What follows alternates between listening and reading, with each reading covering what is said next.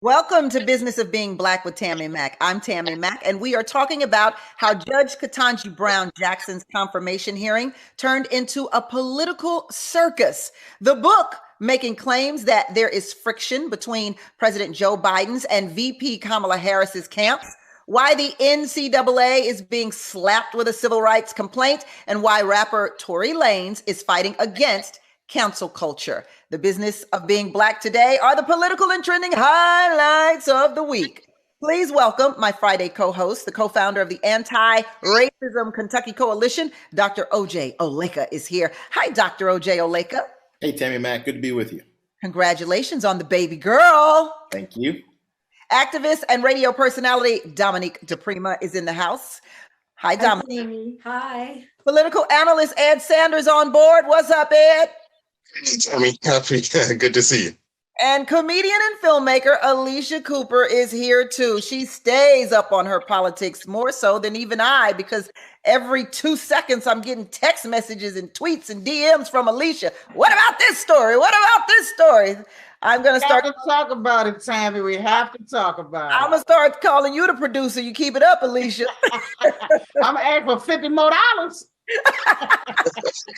So let's get into it. Senate Judiciary Committee Democrats slammed Republicans for their malicious treatment towards Judge Ketanji Brown Jackson during her Supreme Court confirmation hearings. Senator of Vermont was appalled at the racist treatment that Jackson received and compared it to the Jim Crow era. Republicans unapologetically raised concerns about her sentencing child porn offenders and asked probing questions about critical race theory, abortions, and gun rights. Did the GOP focus more on asking Brown a series of absurd questions instead of focusing on her record? What are your thoughts, Dominique? Well, I think that is true, Tammy, but I think it goes a little bit further than that. I had actually expected Republicans to be respectful and go ahead and pass her nomination just to prove that they are not the party of white supremacy, but they couldn't resist bashing and beating up on a Black woman and confirming their status as the party that doesn't want Black people to participate in the political process. I think it was rude.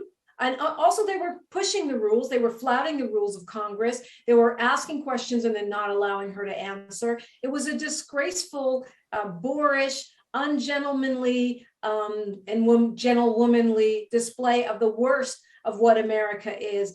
And Ted Cruz especially needs to go sit down somewhere. The fact is that Josh Hawley isn't even fit to carry books for Judge Ketanji Brown Jackson. Look, you know why I've been calling her Jackson Brown for the longest. It's a personal matter. I call every day my husband Jackson Brown. So yeah, I've made the same faux pas, if you will. Dr. Oleka. Well, there are several things to respond to. First of all, a political circus is what happens when you are threatened with the accusations of gang rape, like Brett Kavanaugh was. A political circus is when you are accused of taking kids just because they're a different color and being a bad mother, like Amy Coney Barrett was. When you're asked about your judicial record with regard to child porn cases, that's not a political circus. When you are asked questions of the day with regard to the culture, because let's not forget, the Supreme Court is where a lot of the major cultural questions have been answered over the past 70 years. That's not a political circus. For our soulmates out there, opposition is not oppression. You can oppose a well-qualified Black female justice, or judge in this case, soon to be justice, as the Republicans did without it being racism. It is not racism every time someone says, I've got questions about your judicial record. I think all those questions were in bounds. I thought Republicans did handle themselves well. And I think to think otherwise is to have a little bit shortened history with regard to the cases that we saw with Supreme Court justices passed. I think I can agree with that, Dr. Oleka. I think you got one agreeing with you here. My cohorts will be upset with that. Alicia, what you got? I don't think Marsha Blackburn was her display was despicable.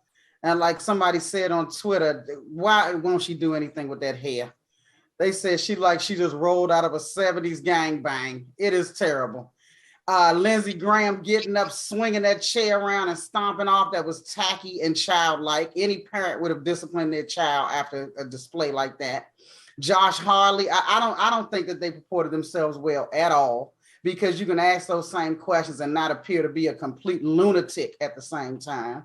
And they confirmed her for judicial appointments before this. Why now are you just asking these questions if they're so important to you? And they've always been so important to you. And it's just about the issues in her record. Why now are you just bringing this stuff up? And what they were going off about, she voted with 70% of other judges in certain cases that did the same thing and were under the same congressional constraints. So it just felt like political theater. It was very tacky. And I'm glad that Cory Booker was able to at least give her flowers while she's here and say something sane to this lady, because I mean, in front of her, I felt bad for her two daughters to have to sit through that. Like her mother and father, I feel bad for them too, but they're elders who've been through Jim Crow. They've been through this. They've seen all this kinds of stuff before, but her two daughters to have to sit through that was rough. That was rough. And I feel like that it could have been done in a more, she wasn't up for sexual assault charges like Kavanaugh was. And his accuser was very credible, but she was thwarted. So those aren't even the same kinds of cases, and they shouldn't even be compared. Yeah, I definitely agree with that, Alicia. The attitude and the behavior was despicable. And I do believe that the questions could have been asked in a professional manner and a respectful manner without the behavior that was displayed. Because you're right, the behavior that was displayed by Congress is stuff that we tell our children not to do. And then here we are at the highest level of power in America, and we do what we tell and teach our daughters and sons not to do. That a little hypocritical in the light. Yes, Ed.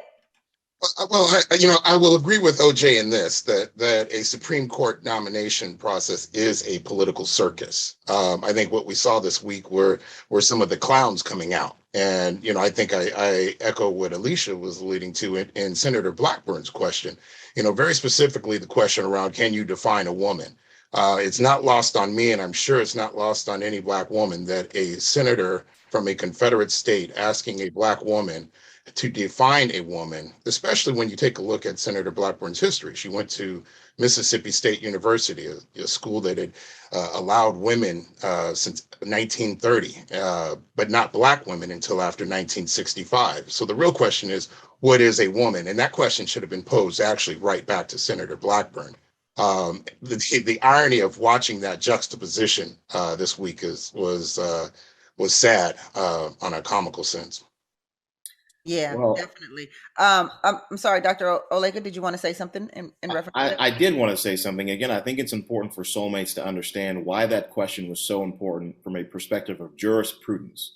When you look at Title IX cases, Title IX, again, is the section of the law that makes sure that women, particularly with regard to sports or with any opportunities, are treated equally. There is an entire set of jurisprudence that is based on women, as defined under the law, being treated equally to men, if it's regard to what they can wear, if it is regard to how they can be treated, if it's sexual assault, if it is sports. There is an entire case law set on how women are treated. So to ask in the era today, as it is in 2022, when the idea of a woman is questioned, to ask someone who's going to serve on the Supreme Court for life, where these questions will be adjudicated at the highest level and cannot be overturned unless that same court overturns it, it is a fair question to ask.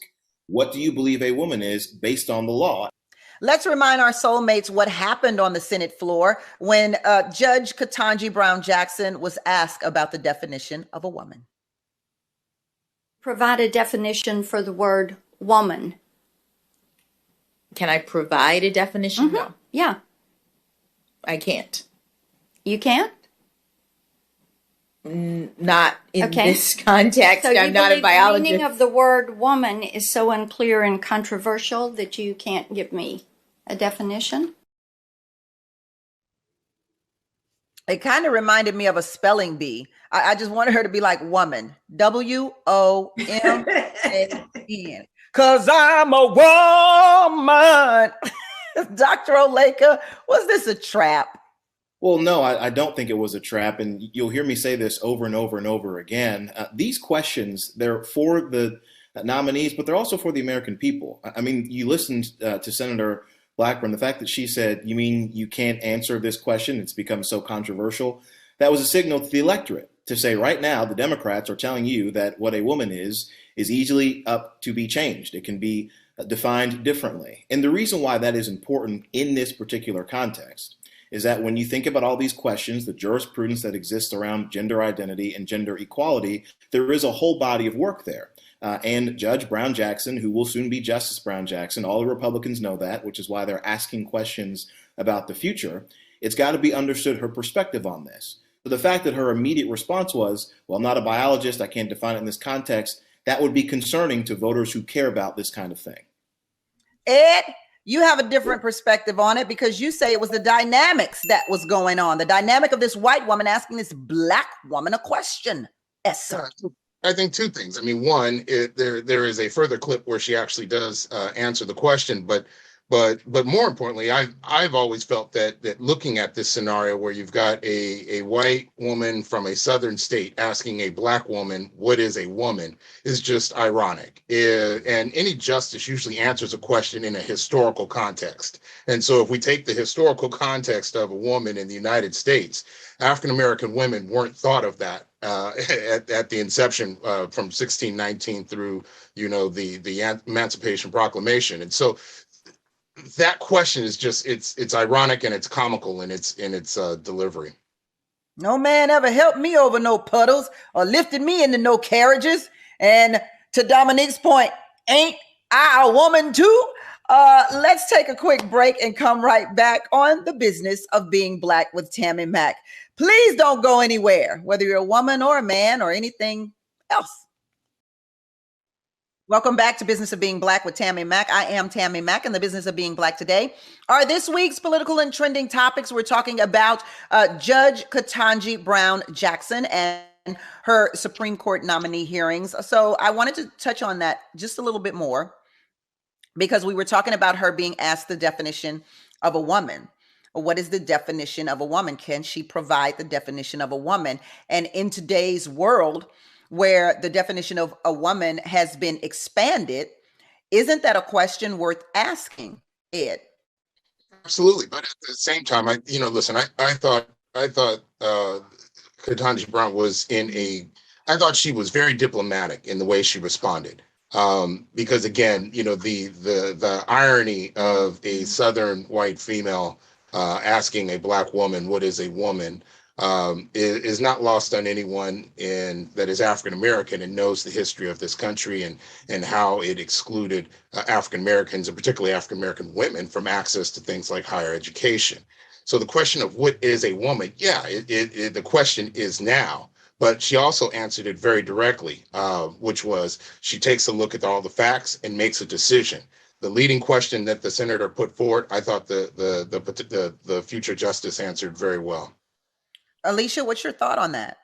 Yeah, I feel like there was some undertones there. We know that this. Well, I think there were definitely undertones there. There were undertones in most of those questions in the line of questioning. But in spite of the overtone, I'm asking, is it a valid question? And could she have answered it because she didn't? I don't think it was a valid question. We watched how many times Amy Coney Barrett said she couldn't answer things and it was okay. She could not have answered that question because she doesn't want to give the appearance of being unfair or biased. There was no way she was set up. There was no way she could have answered that question and answered it in a way that would make her sound unbiased. So it was just a gotcha. And it was rooted in a lot of other things. We've read over and over again that the right loves to call Michelle Obama a man. They like to call any darker skinned black woman a man. And this, to me, was just feeding that base. She knew what she was doing. There was no way she could have answered that question and been seen as an impartial judge. And it was a setup. And she knew it. So as soon as she asked that question, and if she tells you what a woman is, then what? She still has to call balls and strikes when if and when she's nominated, becomes the judicial appointment, the justice. So it doesn't matter what she thinks. It matters what cases come before her. Dr. Oleka, how could she have possibly answered that question? She should have called Alicia, and Alicia could have given her some pointers on that, because that last piece was important. If she just would have said, look, there is a whole body of jurisprudence with regard to the law and how gender is treated. What I would do is look at each case based on the facts of the case and the case law before it, the jurisprudence before it, and make a decision accordingly. The thing I'm trying to stress here with our soulmates is the fact that she did not answer the question at all, even though this is a question that people are wrestling with. Look, I work in higher education in my day job, and I'll tell you right now, Title IX, with regard to what the Biden administration is going to come down with regard to how sexual harassment is treated, is going to go through the courts. If it goes to the Supreme Court, she's going to have to answer this question: how are we to treat due process with regard to sexual harassment and sexual assault on college campuses? It's concerning to me that as a justice or as a judge at current point, she was unable to recall how she might view these cases through jurisprudence with regard to gender. Now, what I'll repeat is I think this is an indictment on the team that was supposed to prepare her. This shouldn't be a question that she was unsure of. Again, does that mean, Dr. Oleka, that we're going to get the answer from Clarence Thomas and Brett Kavanaugh? Because I'd be interested in their definition of what a woman is. Well, I would say this: if we played the clip, we'll see them another have to 10 answer seconds, those questions. she answers just the way Dr. Oleka laid out. Her answer was very clear. We cut the Her clip answer short. was, with regard to Marsha Blackburn, her answer was, I can't answer that. I can't give you a definition.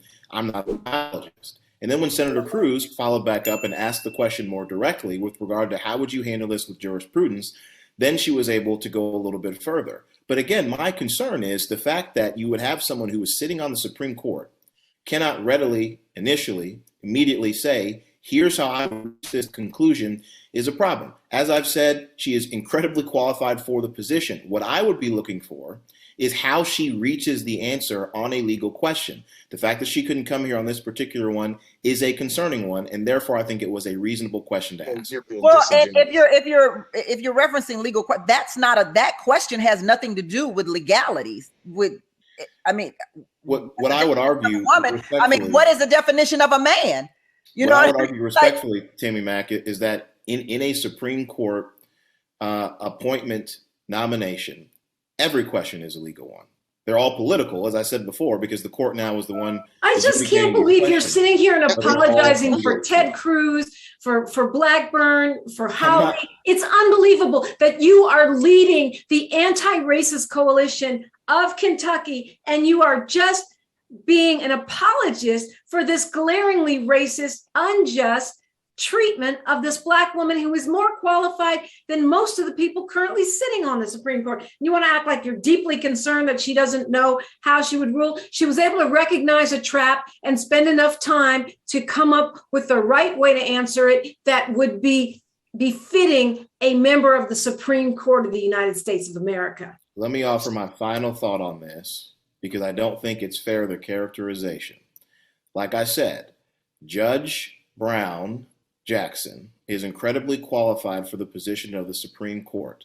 I have concerns with the way she answered this specific question based on the jurisprudence that may come up with regard to gender laws and policies. I think it is more of her team that did not best prepare her to answer this question. I understand that, Dr. Oleka, but you don't have concerns that we have two sexual predators on the court in Kavanaugh and Thomas? I think it is incredibly disrespectful to assume that this Black woman doesn't have the ability to answer these questions, and just because she was asked them, that somehow this is some racist, oppressive way to take. That is not what I said. She clearly understands. It is awfully telling that you have no problem with the two sexual predators on the court, and I think that she is clearly fine with their gender demonstrated that.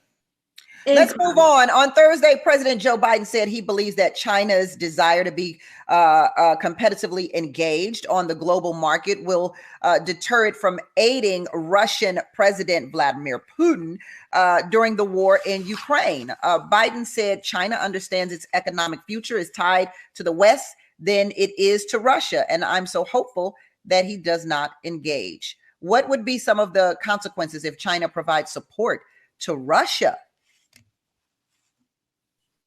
Well, I mean, I'll jump in on this one. I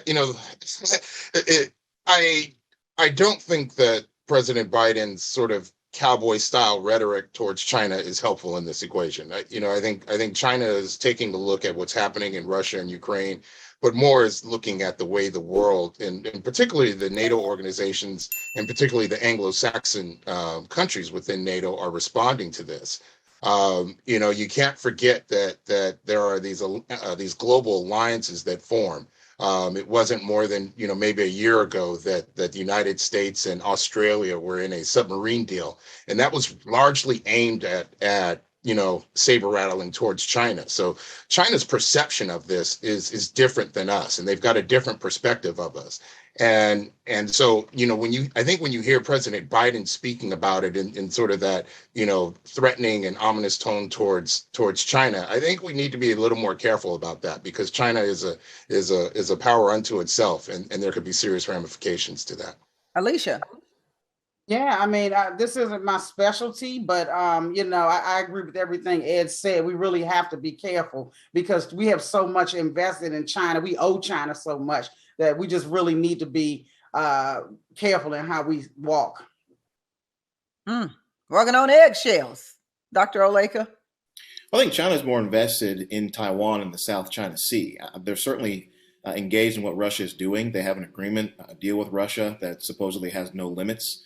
So we'll see how true that is. But I think Ed is right. I think what China is doing is seeing how NATO and the NATO countries are responding to the Ukraine. And if they effectively allow Russia to keep doing what's doing, if Russia is able to take the Ukraine, China may feel emboldened to do what they want to do in Taiwan and the South China Sea. Biden is saying, I think, what he has to say. But we've seen sort of these red lines before with Obama, now with Biden. First it was Syria, and then it was the Ukraine. And some of these things work, but some of them don't. Dictators kind of do what they want. Let's take a quick break. Come right back. Welcome back to Business of Being Black with Tammi Mack. I'm Tammi Mack, and the Business of Being Black today are the political and trending topics. Please welcome my co-host, Dominique DePrima, is with us today. Also, Dr. O.J. Oleka on board. We've also got Alicia Cooper here with us and Ed Sanders. Welcome, all of you. Back to the topic at hand. So New York Times authors Jonathan Martin and Alex Burns are releasing a tell-all book detailing alleged frustrations in the White House. Who would have thunk it? Which include ongoing tension between President Joe Biden and Vice President Kamala Harris's camp. The book also makes claims that First Lady Jill Biden was initially not in support of Kamala Harris being President Biden's running mate. What are your thoughts about these claims? I just, like, you love tell-all books and you hate tell-all books at the same time.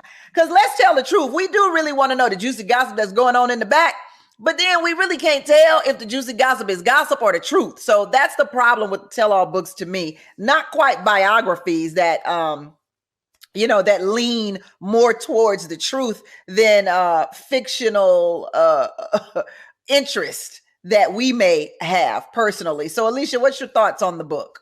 Yeah, I'm going to read it, but I want to read the Simone Sanders book because I want to know what happened. Like, I think she'll really tell us what went down in there. But they said that Jill Biden's whole thing was she wanted to know why Joe had to pick somebody who had insulted her during the debates. She wanted Joe to pick somebody who hadn't insulted her husband. And that's a typical wife mode and wife response. And we all get it. But Ted Cruz certainly doesn't feel that way because Ted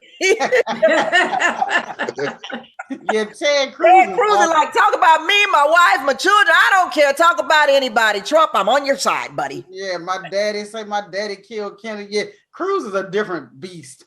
But I understand where she's coming from because she's still smarting over that situation. But whatever the reason, his team picked Kamala and they won. So it is what it is. But we all know there's probably some drama behind the scenes. There usually is.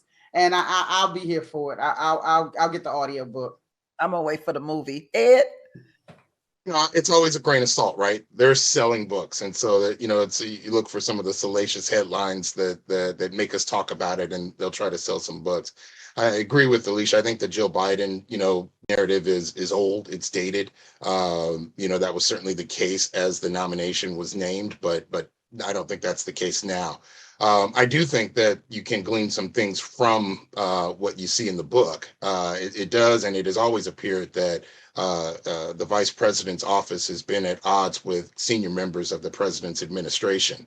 And, you know, you can tell in the stories that are covered, right? People leaving her office.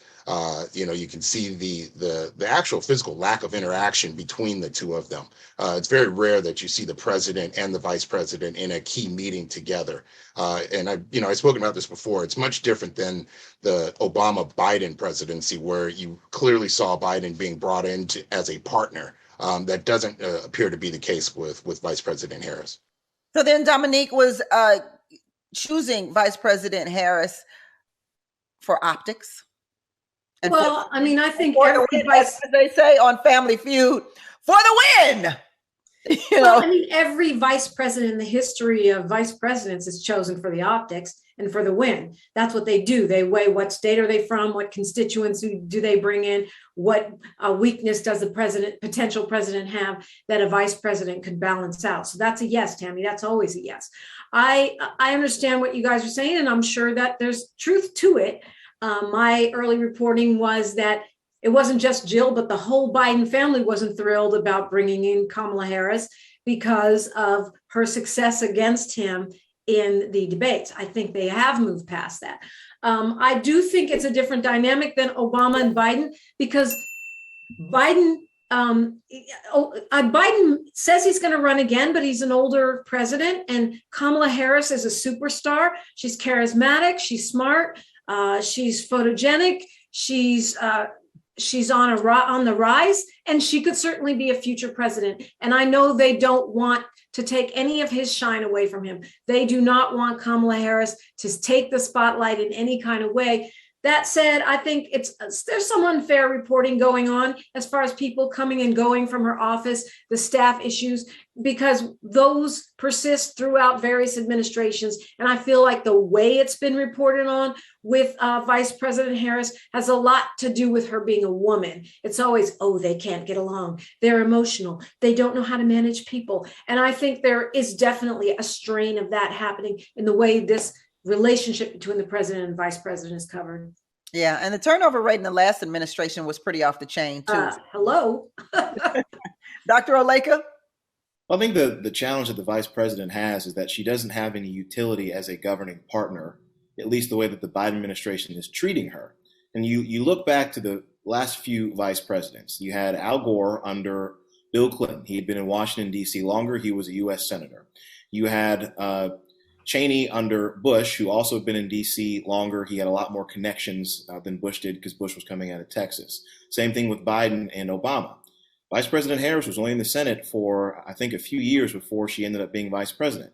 She doesn't have the deep governing relationships. She doesn't have the Washington insider game. She wasn't a former governor. Biden had been in D.C. longer than her. She has no particular expertise like foreign policy or something like that. Again, this isn't to suggest that I don't think she's up for the job. It's that when you look at the Biden White House, as my colleagues pointed out, he's an old man. He's been there 40 years. His team has been there for a long time.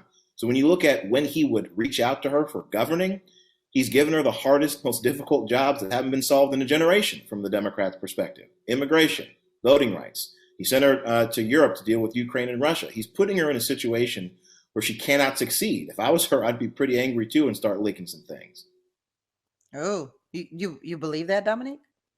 I love the way he says problems that haven't been solved from a Democratic perspective, as if the Republicans have solved immigration and crime and all these problems. I understand what he's saying. To say she doesn't have any particular expertise is a little condescending, considering she was an attorney general and a prosecutor. And certainly we have some challenges with our criminal justice system. I think she does have expertise. I think it's about the balance, the chemistry, and the shine. And, you know, Kamala Harris has proven that she can outshine folks, and her trajectory is high. So, you know, I don't expect anything different, and I certainly don't expect the media to treat her any better than they treat most Black women. According to CNN, former President Donald Trump filed a federal lawsuit against Hillary Clinton, the Democratic National Committee, 26 other people, and entities that he claims conspired to undermine his 2016 campaign by falsely tying him to Russia. The lawsuit asks for more than $24 million in cost and damages. Is this just another meritless political stunt from Donald Trump, or is there some validity behind this? Because these people certainly tied him to Russia during his campaign, Dr. Oleka. Well, they certainly did, and the DOJ has reported that a lot of that was false. And so I think what's going to be interesting is where exactly this goes. I mean, when you file something in the court, you get discovery, you get deposition, you get really under the hood for a lot of these questions. So for the former president, I would say I hope you've got a great legal team here because you want to make sure you got all We the all know how ducks in great row. his legal team is. He's got the best legal team on the face of the earth. Well, that will be useful for all the people he's going up against. So we'll see what happens. Okay. Alicia? I want to know who's footing the bill for this frivolous mess, because if they pinned it on him, he stopped. You know, we all know that this is just some more theater for his base, and he wants to play the victim because he's planning on running again. He's already grifted over $100 million for his next campaign, and now he's just wasting everybody's time with this judicial mess.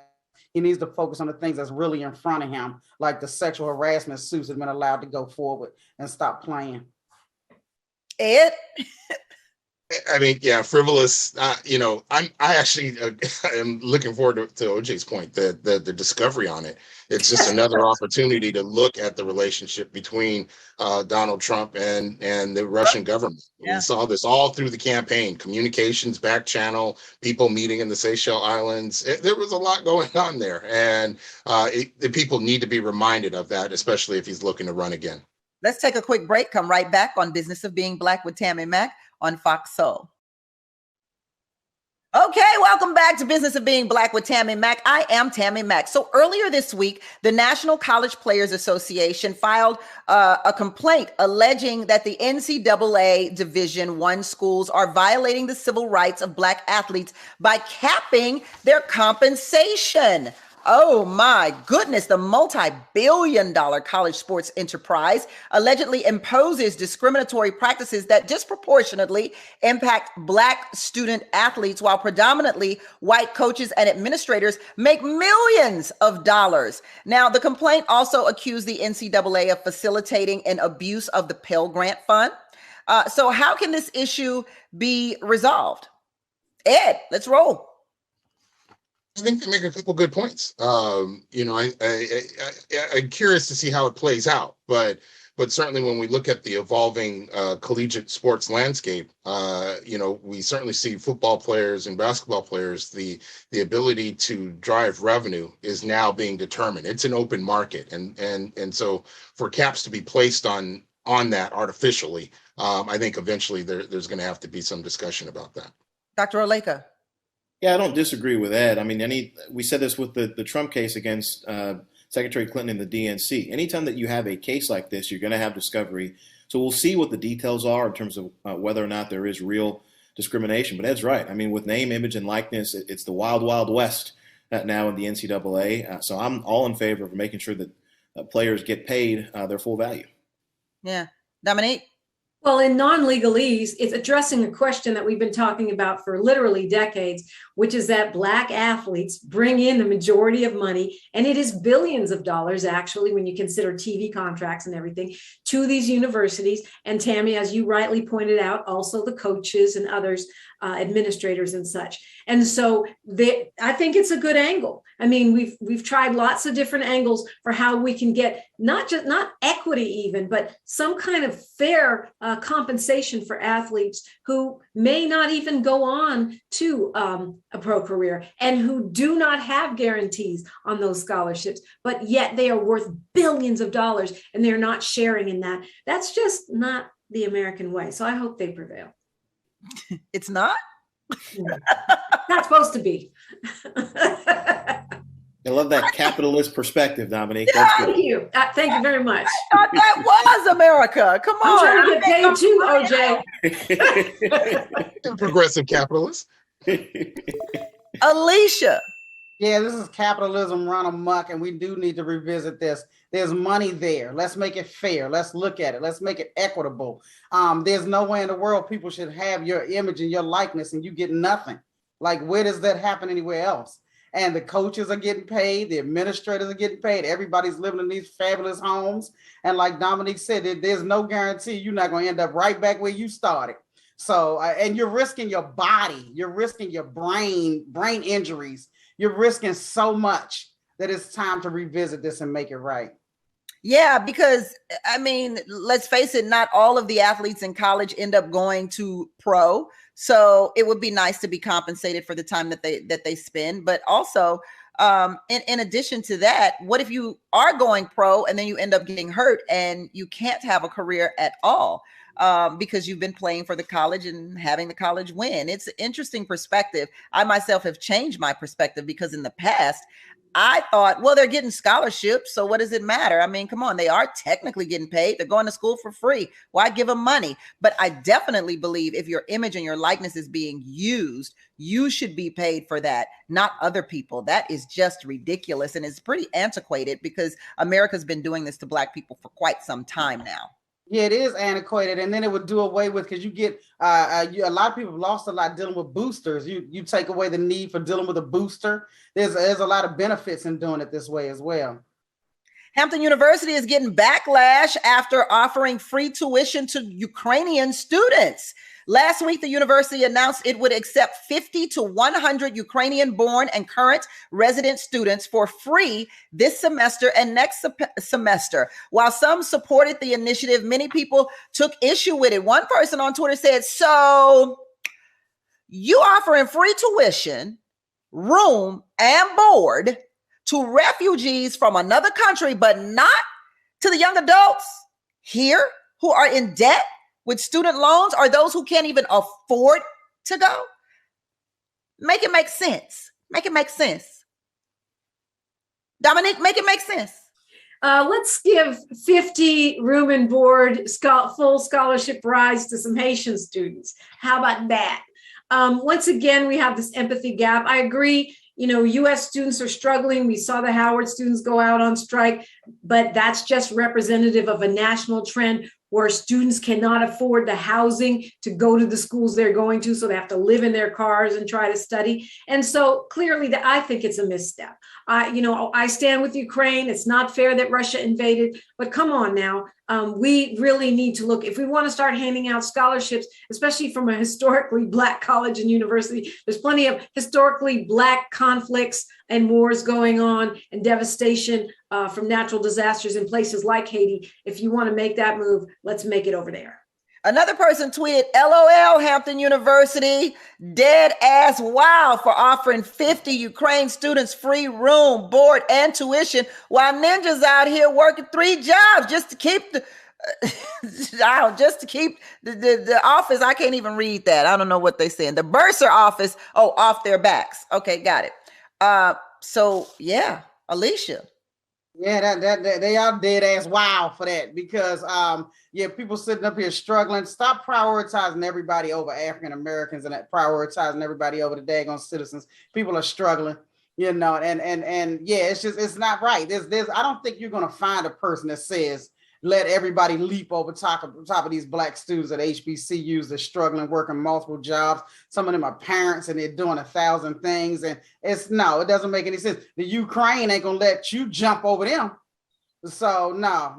And if you do, they won't let you back out. They won't let you back out. Going on the street is they ain't letting you back out. Yeah, and they showed that train footage. They was elbowing Africans in the neck getting on them trains. So yeah, no.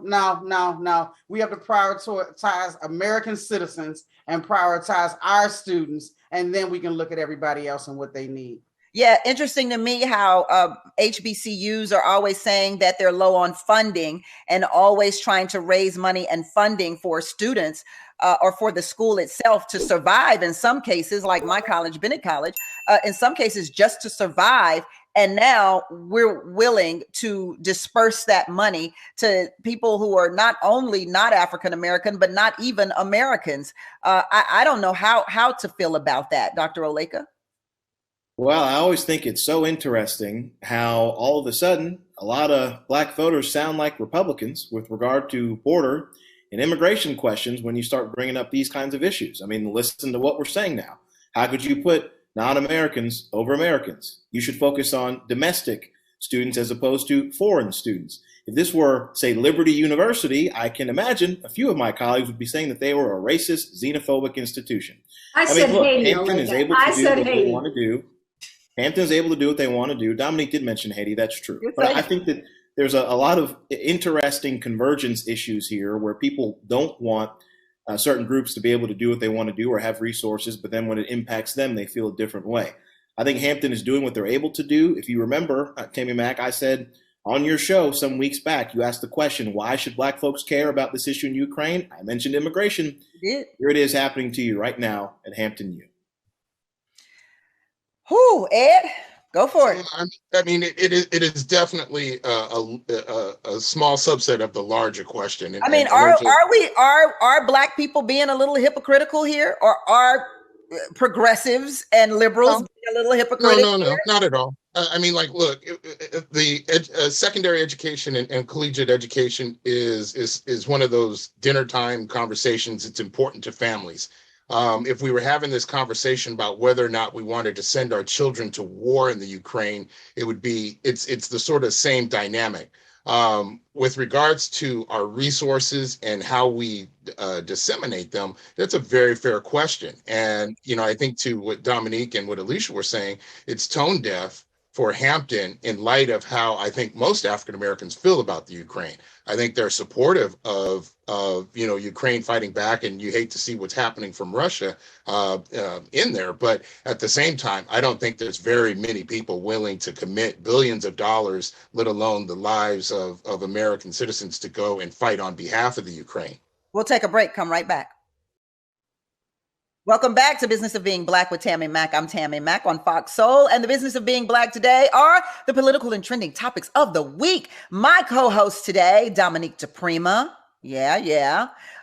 Dr. O.J. Oleka. Yeah.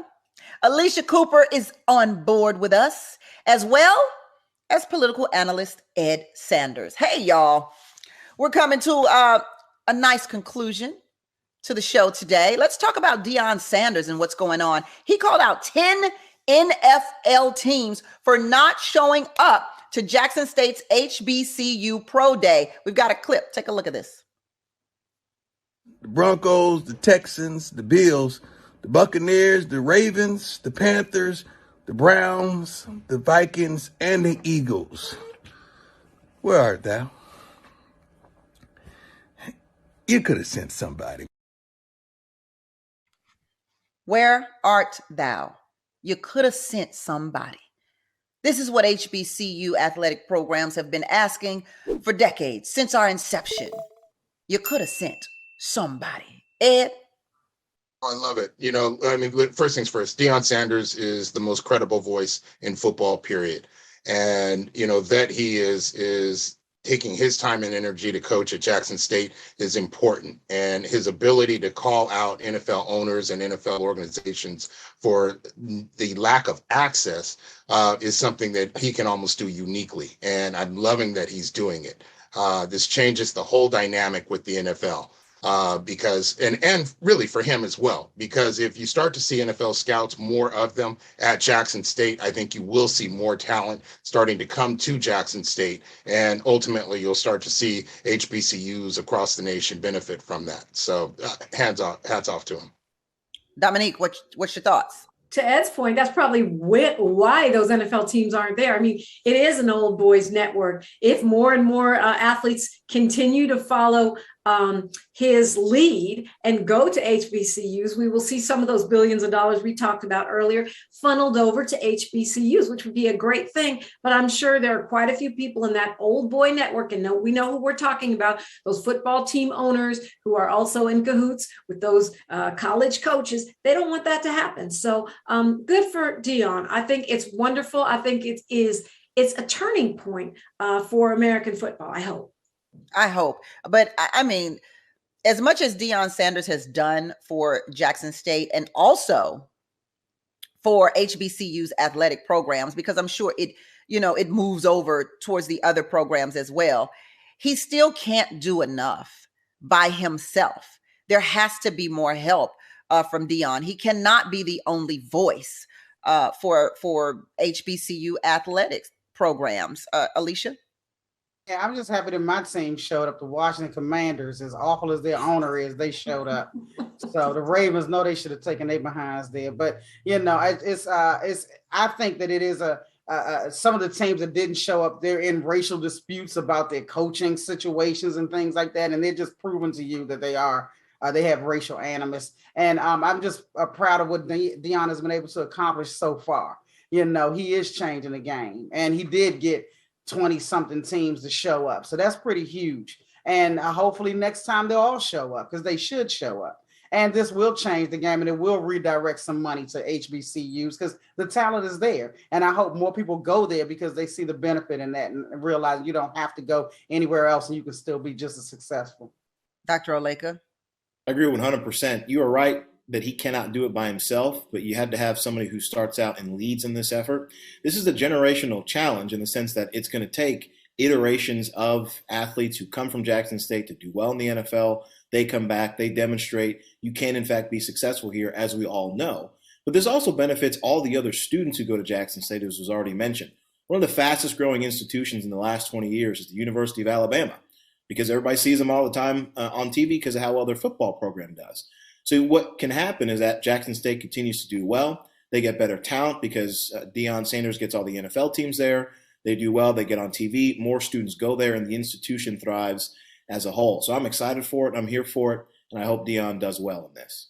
Yeah, I think we're all rooting for him. We are all rooting for you, Deion. Tory Lanez launched a petition called Protect Black Men to help prevent male artists from being removed from festivals amid controversy or cancel culture. The petition comes in the wake to remove Kanye West from Coachella. The Grammys have already said that Kanye West cannot perform there. The singer tweeted, and by the singer, I mean Tory Lanez, tweeted, "We are watching the industry and fake cancel culture remove all of our legendary Black men, Black celebrities, and Black moguls from festivals, from our culture, and from our lives. And it starts with us. We must make a change." Now he Michael Jackson, make that change so we can keep our Black men thriving. So what's up? Do we agree with Tory Lanez here? Are they trying to remove Black men from their legendary iconic status? I mean, they've done it to Bill Cosby. They've done it to R. Kelly. It's been done. Well, I love Black men and I want them to be protected and thrive. And I am the biggest fangirl of Black men and their contributions to world civilization, going all the way back to Imhotep, who invented medicine and doctoring in ancient Kemet. That said, what I hear when I hear Tory Lanez is, I have the right to shoot a bee and still do the show. And that, I'm not with that. Was this done to R. Kelly or did he do it to himself? I'm just saying. Alicia? Sorry, I have a whole garbage truck right in front of me. I had to mute the TV. We don't hear it. I had to mute. I don't feel sorry for Tory Lanez. He's not the right messenger for this message. So, yes, Black men need to be protected, but from Tory Lanez. Well, I don't think it's been proven as to whether Tory Lanez is innocent or guilty. Okay. In a court of law, that is, in a court of law. Okay. So if we are to move on to the Protect Black Men thing, shouldn't he be innocent until proven guilty? You don't have to answer that question, Ed. We're going to stay to the cancel culture question. I try to view stuff like this as an opportunity, right? And if this is done to protect Kanye's the sort of personality and mogul that can start his own festival and do very well. And rather than petition Coachella or other festivals to include Kanye, I would actually encourage Kanye to start his own and go forward from there. Well, that's interesting you suggest that, because Jay Prince and also I believe Damon Dash who has a show here on Fox Soul, is requesting that some of these artists back out from award shows like the Grammys and create their own festivals and their own shows to perform at, and leave those other shows kind of hung out to dry. So there has been that thought, but the question is, will there be a Deion Sanders to lead that charge? You know what I mean? Dr. Oleka, cancel culture. You love it, don't you? I do not love it. I do not love cancel culture. You mentioned Tory Lanez, whether or not he's innocent or guilty. As soon as you mentioned his name, my 12-day-old daughter started to cry. So, I mean, they say babes are the closest to God when it comes to telling the truth. So we'll see. But no, cancel culture is not good. But I think Alicia made a good point. You got to have good messengers for these kinds of things. And I think it's important that if you're going to sell the message that Black men ought to be protected, you ought to be doing what you can as a Black man to protect the people, particularly the people who look like you. And I'll just leave it there. Well, thank you for leaving it there. Dr. Oleka, thank you so much for being on the show. Alicia, appreciate you all the time. Dominique, I appreciate you, my radio sister. And Ed Sanders, thank you for always giving us your political views and commentary. This concludes the business of being Black, but you stick around for Claudia Jordan and TGIF. Until next time, everybody, it's a blessing to be in your box on the business of being Black with Tammi Mack.